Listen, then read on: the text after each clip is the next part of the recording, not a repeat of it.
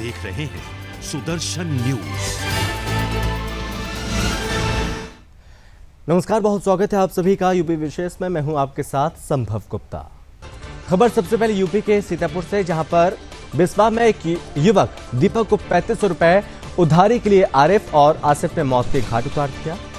मिली जानकारी के अनुसार 5 तारीख को दीपक को आरिफ और आसिफ ने पैसे वसूलने के लिए घर से जबरन उठा लिया था, और जिसके बाद दीपक के परिजनों ने अगले दिन आरोपियों को पैसे देने की बात कही, लेकिन आरिफ और आसिफ ने दीपक के परिजनों की एक भी बात नहीं सुनी और दीपक को मौत के घाट उतार दिया। वहीं दीपक की मौत की खबर परिजनों तक पहुंचते ही परिवार में मातम छा गया।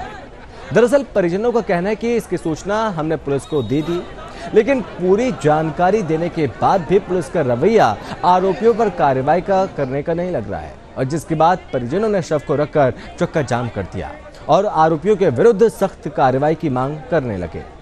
परिजनों का कहना है कि दीपक की मौत के जिम्मेदार आरिफ और आसिफ है।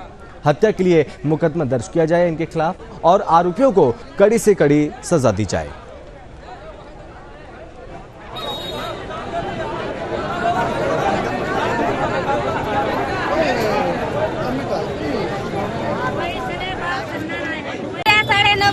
के बाद कहीं ना अपने कमरे पे ठहरे है ना, मार डारे 5 साल बाद पाए है ना, समझ आ गया। क्या उनके रुपए कुछ बाकी थे? 35 से कहीं हमारे रुपया है, 35 भैया रुपया है। सवेरे पर रुपया ले ले, दीपक छोड़ दे, वाह दे कहीं छोड़ बनाए दीपू कहीं। हाँ, तो दीपू को घर से ले गए थे? कहाँ से? घर से ले गए। कहीं चलो बैठो तुमका, हम थाने ले 5 साल बाद पाए, छोड़बे नहीं कहीं हासिल की। तो ये आरिफ और आसिफ कौन है? आसिफ आरिफ हथियार है। कहाँ के रहने वाले हैं ये? खबर यूपी के चंदौली से, जहां पर पुलिस के उस वक्त होश उड़ गए जब डीसीएम वैन में शराब की बोतलों का अंबार दिखाई दिया और सदर कोतवाली क्षेत्र के इलिया मोड़ के समीप चेकिंग के दौरान पुलिस और क्राइम ब्रांच की संयुक्त टीम ने एक तस्कर को धर दबोचा। वहीं बरामद शराब की खेप हरियाणा की बिहार से लाई जा रही थी और जिसकी कीमत करीब 65 लाख रुपए बताई जा रही है। दरअसल चंदौली पुलिस को मुखबिर से सूचना मिली कि शराब तस्कर हरियाणा से शराब लेकर बिहार जा रहा था, और जिसके बाद पुलिस टीम सक्रिय हो गई और पुलिस ने 365 शराब बरामद की। तस्कर ने पुलिस को चकमा देने के इरादे से डीसीएम के बाहर रेफ्रिजरेटर कूलर लिखवा दिया ताकि इसे वैक्सीनेशन वैन बताकर आगे इसे बढ़ाया जा सके। फिलहाल पुलिस ने आरोपी के खिलाफ यहाँ पर मामला दर्ज कर लिया और पुलिस बाकी अन्य आरोपियों की तलाश में जुटी हुई है।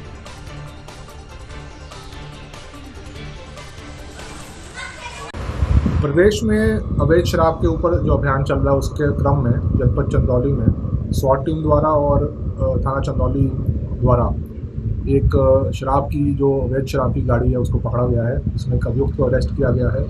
ये शराब हरियाणा से स्मगल होकर बिहार की तरफ जा रही थी। इसमें लगभग 365 पेटियां शराब की पकड़ी गई हैं, जिसमें कुल लगभग 3229 लीटर अंग्रेजी हरियाणा मेड लिकर है और इसकी जो मार्केट वैल्यू बिहार में है लगभग इसको 65 लाख के आसपास ये लोग स्मगल करके, तो स्मगलिंग का मामला। लखनऊ की घटना के बाद गाजियाबाद का अग्निशमन विभाग पूरी तरह से सक्रिय हो गया और साथ ही स्वास्थ्य महकमे को कार्रवाई के लिए पत्र लिखा गया।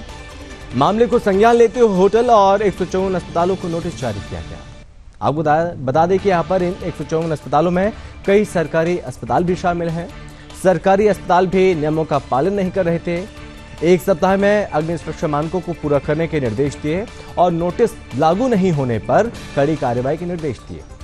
दरअसल लखनऊ में एक होटल में लगी अग्निकांड में चूंकि आग लगने की खबर सामने आई थी, जिसमें 2 लोगों की मौत हो गई थी, और इस बीच यहाँ पर आपको बता दें कि जबकि 7 लोगों से ज्यादा जो लोग झुलसे थे, उसके बाद अब यहाँ पर यूपी में जो प्रशासन है वो जगह जगह सक्रिय नजर आ रहा है।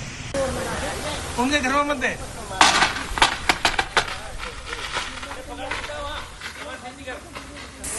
लखनऊ में हुई एक दुर्घटना के परिप्रेक्ष्य में जनपद गाजियाबाद में सभी महत्वपूर्ण होटल और हॉस्पिटल और अन्य संवेदनशील भवनों का लगातार निरीक्षण किया जा रहा है। पूर्व में भी निरीक्षण करके पाई गई कमियों के संबंध में निराकरण के लिए उन्हें नोटिस निर्गत की गई थी। पुनः देखा जा रहा है कि किन लोगों ने व्यवस्थाएं पूर्ण की, जिन्होंने व्यवस्थाएं पूर्ण नहीं करी हैं उनको पुनः नोटिस निर्गत करके अग्निशमन व्यवस्था दूर करने के लिए कड़े निर्देश दिए जा रहे हैं। और इसके साथ ही साथ सभी अग्नि सुरक्षा की दृष्टि से संवेदनशील भवनों में सुरक्षित निकलने के तरीके तथा अपना अग्नि सुरक्षा उपायों के बारे में, अग्नि दुर्घटनाओं से बचने के बारे में।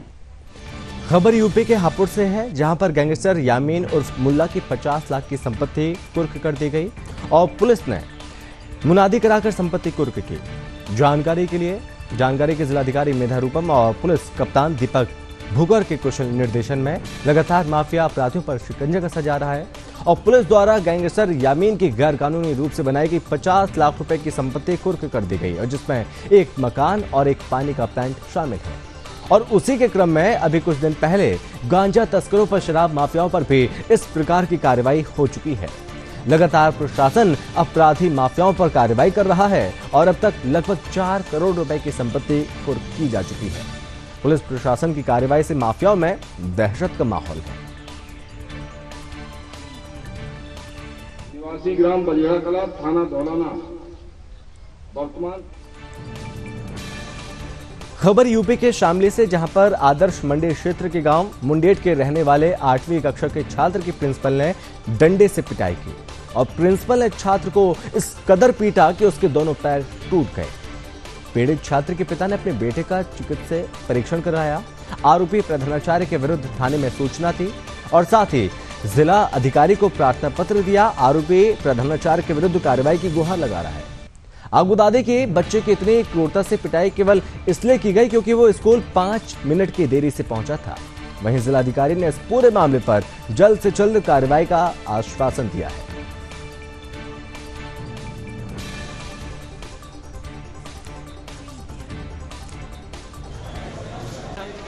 इसकी प्लेट गिर गई थी। अभी जनता दर्शन में एक परिवार आया था। उनकी शिकायत है कि जय जवान जय किसान इंटर कॉलेज के जो प्रिंसिपल हैं उनने उनके 8 क्लास में पढ़ने वाले बच्चे की पिटाई की है। ये एलिगेशन उन लोगों ने लगाया है। बच्चे को वैसे चोटें हैं, फ्रैक्चर तो है और रिपोर्ट भी मेडिकल ये दिखवा रहे हैं। इसके लिए एसडीएम और वहाँ के सीओ और डीआईएस की मैं 3 लोगों की टीम बना दे रही हूँ। वो जल्द से जल्द 2 दिन के अंदर इसका जो है जांच कर लेंगे और यदि ये प्रिंसिपल इस चीज़ के लिए दोषी पाए जाते हैं तो सख्त से सख्त कार्रवाई हम जो इसमें करेंगे। वो हमारा बुखार हो गया जी, हम छुट्टी लेने गए जी, पापा जी दुआने क्या कलाई जी, न्यू तो को बढ़िया डॉक्टर का दिखाओ। अच्छा, हमने दिखाया फिर हमें लिया स्कूल में, पापा जी छुट्टी आई और फिर अगले दिन हम 5 मिनट लेट पूछे।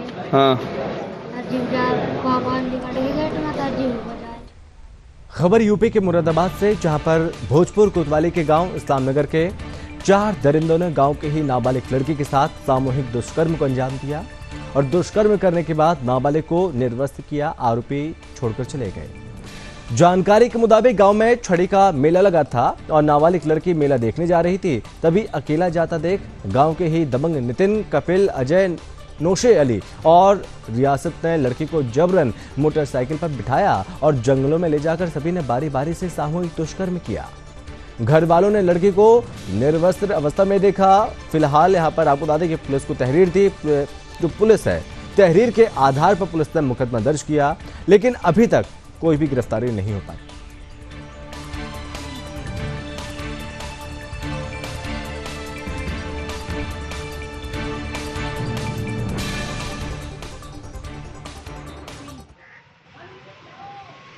मामला यह हुआ, 1 तारीख की घटना है। शाम करीब 7 बजे की 4-5 लड़के जो है एक लड़की को लेके गए उठा के हमारे जंगल में।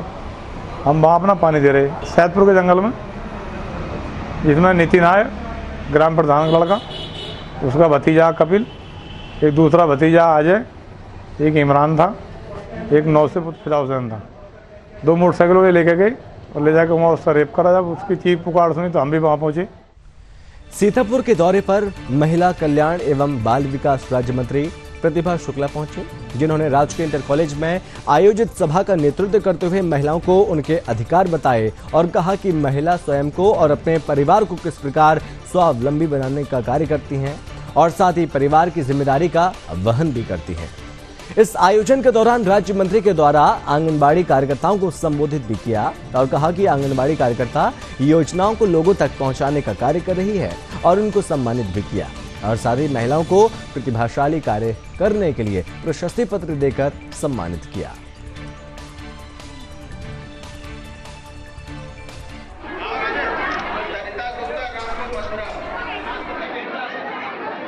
प्रधानमंत्री जी ने कहा कि हमारा ये जो सुपोषण माह है इसको हम लोग जन आंदोलन के रूप में मनाएंगे। इसका केवल मतलब यही हुआ कि हर जन जन तक उस योजना को पहुंचाएंगे। देखिए बात सफाई की होती थी, हमारे प्रधानमंत्री आग्रह करते थे मसाले की पुड़िया कोई खा के ना फेंके, पाउच कोई खा के ना फेंके, डिस्पोजल फेंके नहीं।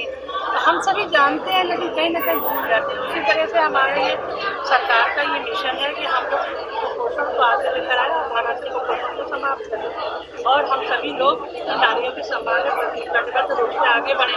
इसमें सरकारी जो योजनाएं हैं मैंने वही नहीं की जो बहुत दिनों से चली आ रही है। मैंने कुछ नया नहीं बताया, कोई नई चीज नहीं बताई है।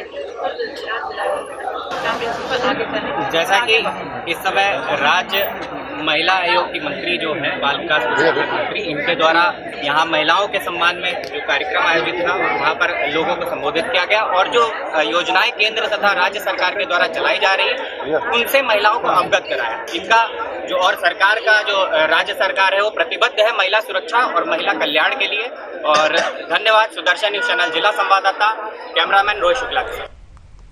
खबर यूपी के ललितपुर से है, जहां पर गांव कुमरौल निवासी एक व्यक्ति द्वारा पशु क्रूरता करने का वीडियो सोशल मीडिया पर लगातार वायरल हो रहा है। वहीं एक व्यक्ति द्वारा गौमाता के साथ पशु क्रूरता जैसा जघन्य अपराध करने के विरोध में सनातन सेना ने दोषी पर कार्रवाई की मांग की और साथ ही थाना जाखलौन प्रभारी पर लापरवाही के आरोप लगाते हुए भारी रोष व्यक्त किया और मांग की कि जल्द से जल्द दोषी पर यदि कार्रवाई नहीं होती है तो एक बड़ा आंदोलन छोड़ सकते हैं।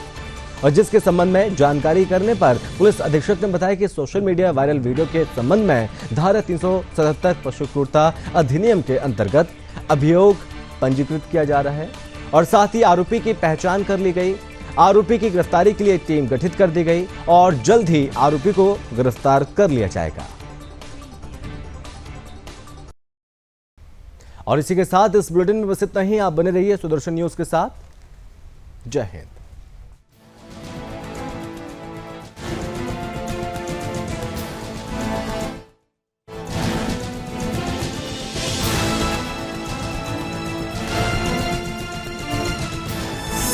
आप देख रहे हैं सुदर्शन न्यूज।